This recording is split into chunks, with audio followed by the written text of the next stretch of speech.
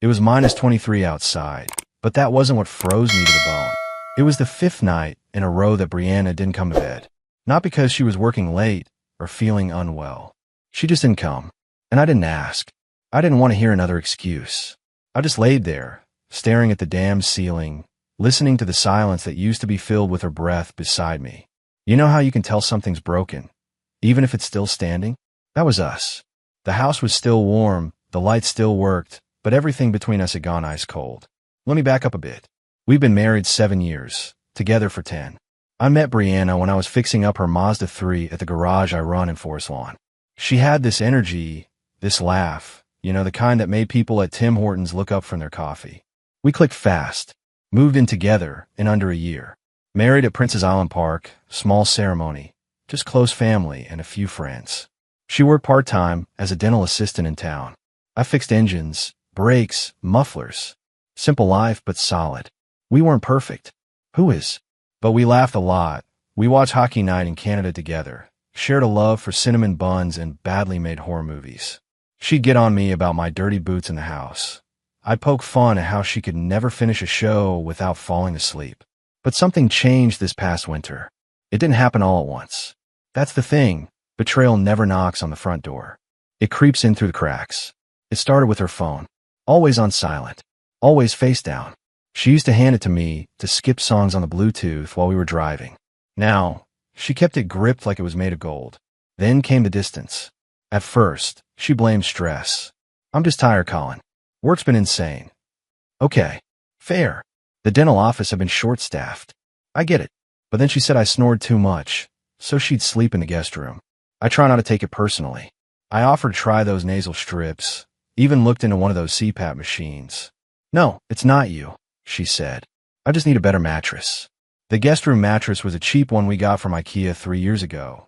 She used to say it was stiff as hell. Now it was suddenly her safe haven. I told myself it was temporary. Just a phase. Winter blues. Cabin fever.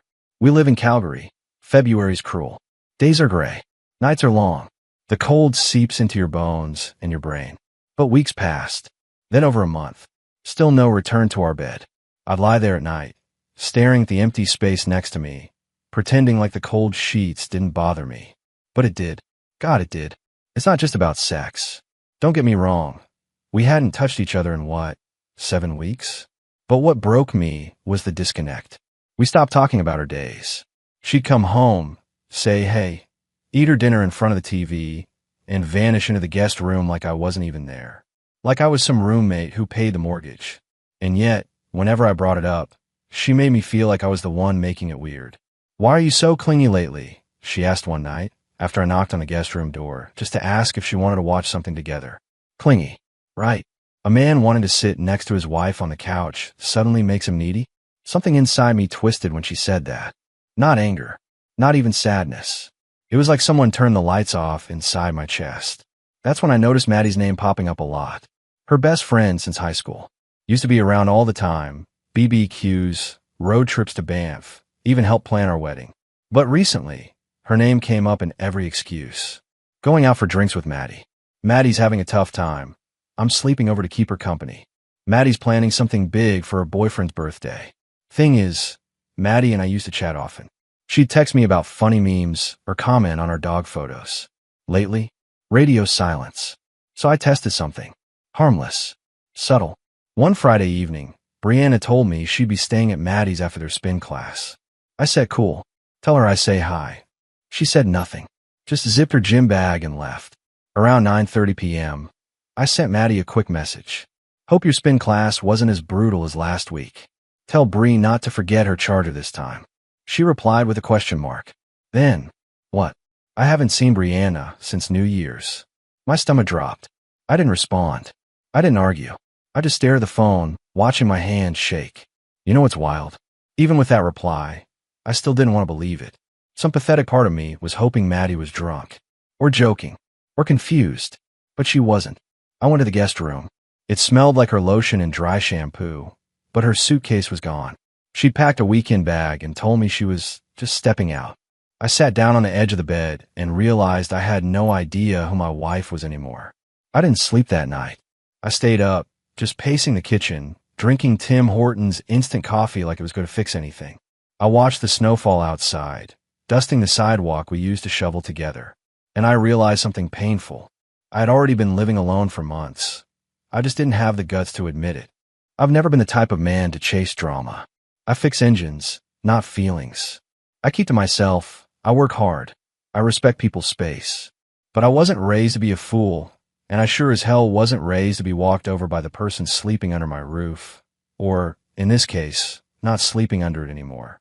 After that text from Maddie, the one where she said she hadn't seen Brianna since New Year's, something inside me clicked. I didn't explode. I didn't scream. I didn't go smashing dishes or storming out into the snow like some over-the-top soap opera husband. I just went quiet. And that's what scared her. See, some men start yelling when they feel betrayed. Me? I go still. I start listening harder, watching closer, thinking clearer. She didn't know it yet, but she'd lost me the moment Maddie sent that text. She just hadn't seen the exit sign light up behind my eyes. That next morning, she came home around 8 a.m. smelled like hotel fabric softener and cheap body spray. She walked in like nothing happened, kissed me on the cheek with cold lips, and said sorry I didn't call. We stayed up watching shows and fell asleep. I said nothing, just nodded, handed her a cup of coffee, and looked her in the eye for a little longer than usual. She blinked, looked down, changed the subject. I kept playing dumb, not because I was weak, but because I wanted her to get comfortable enough to reveal everything. I wanted to see the full picture before I walked away for good. Over the next few days, I did what most men in my position don't do. I controlled my emotions and made a plan. Step 1. Gather facts, not rage. I started simple. I went through her Tangerine Bank app.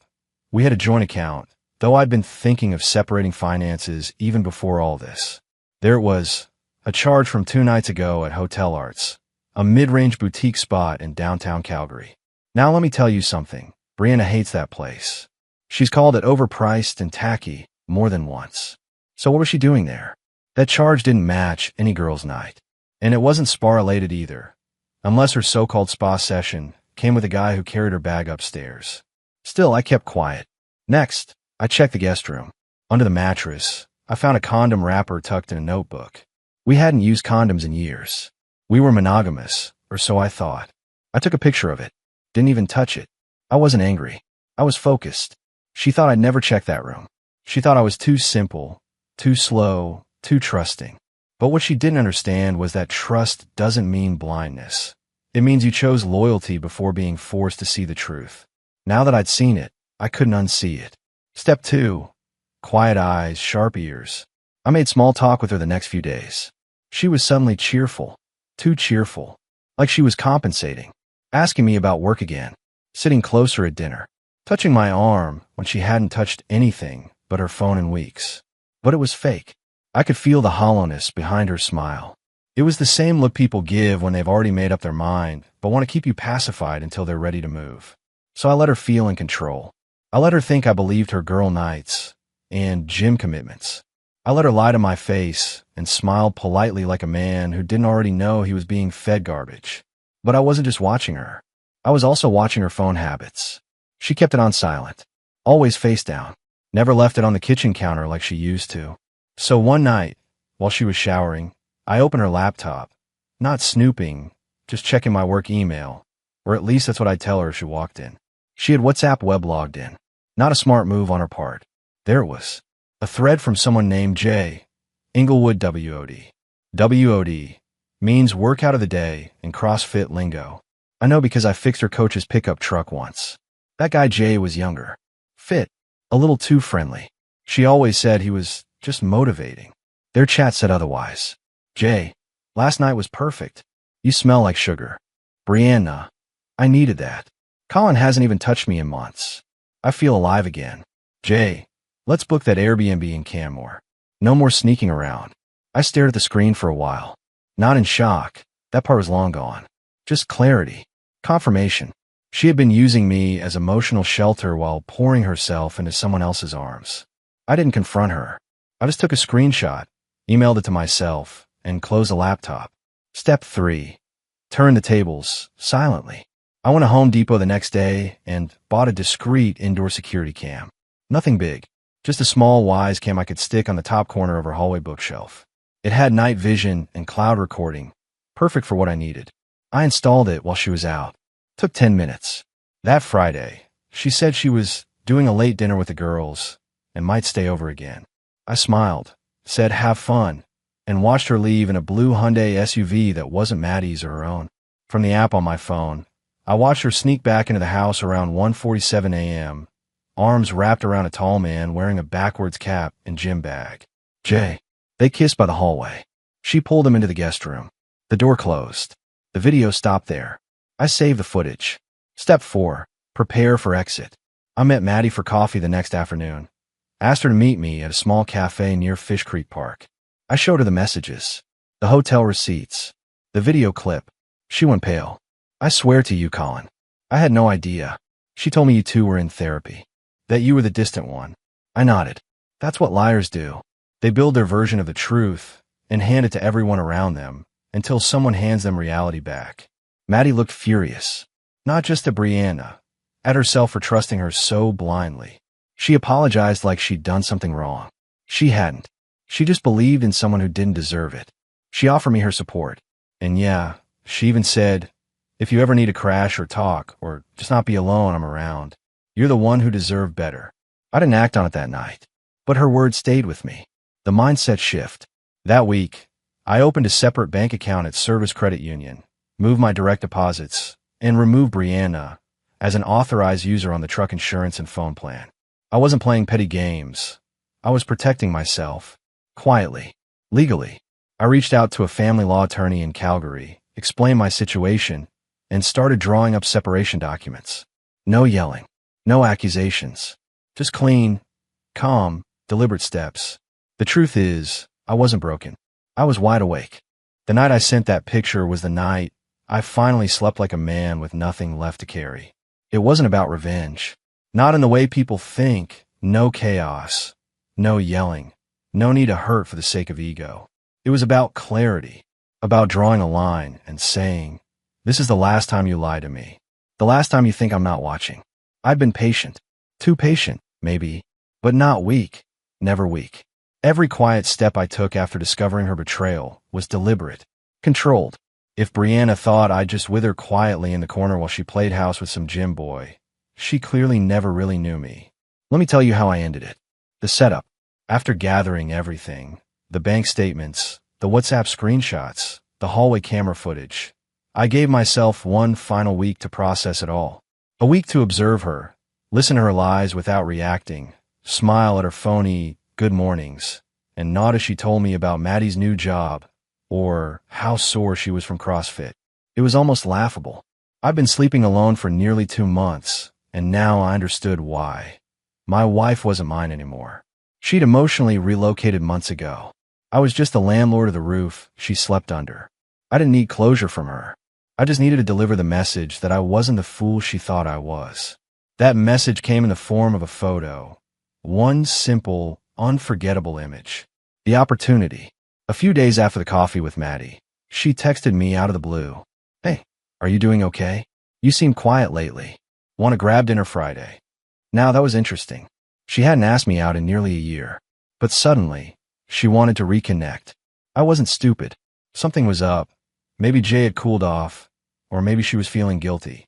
Either way, I said yes. But I didn't plan on being there.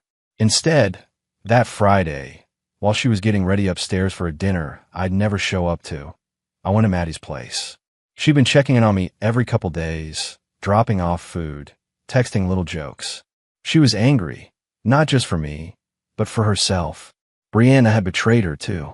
Friendships like theirs, going back to junior high, don't survive lies like this. That night, Maddie made pasta. We drank wine. Nothing forced. No pretending. There was this moment where she looked at me and said, "You're stronger than you think. You know that?" I just nodded. I didn't need anyone to tell me that anymore. We ended up on the couch, then her bed. It wasn't planned. It wasn't to get back at anyone. It was honest, comforting, and free of games, the opposite of what I'd been living with. The next morning, I woke up early. Quiet. Calm. I looked around her room, sunlight pouring through white curtains, her cat curled up on my hoodie on the floor, a Polaroid of her and Brianna on the nightstand, now collecting dust. It was ironic. I took a picture, not vulgar, not even shirtless. Just me in her bed, under her lavender sheets, sipping a Tim Hortons coffee she'd left for me on the nightstand. I made sure the cat was in the frame, along with a part of Maddie's diploma on the wall. The image spoke for itself. I'm not alone. I've moved on, and it's with the person you never expected. I sent it with one line. I finally got some rest. You were right about Maddie. She's a real friend. And I put my phone on silent. The fallout. I got back to the house around 9 a.m. Her car was gone. Probably went to the restaurant where I was supposed to meet her. She must have opened the message sometime around 10:15. That's when I saw the front door slam open on the camera app and her footsteps hammer through the hallway like a panicked moose. I heard the sound of drawers slamming upstairs. By the time I walked into the kitchen, she came storming down in a hoodie and socks, hair in a bun, eyes red. What the hell is this, Colin? She was shaking, holding her phone up like it was a weapon. I didn't flinch. I poured my coffee calmly and said, "It's called honesty. I thought I'd try it. You clearly forgot how." Her mouth opened, then shut again. She looked like someone just pulled the floor out from under her. "You slept with Maddie." I took a sip. "I slept at Maddie's. That's all you need to know." She went quiet. "You're disgusting," she spat.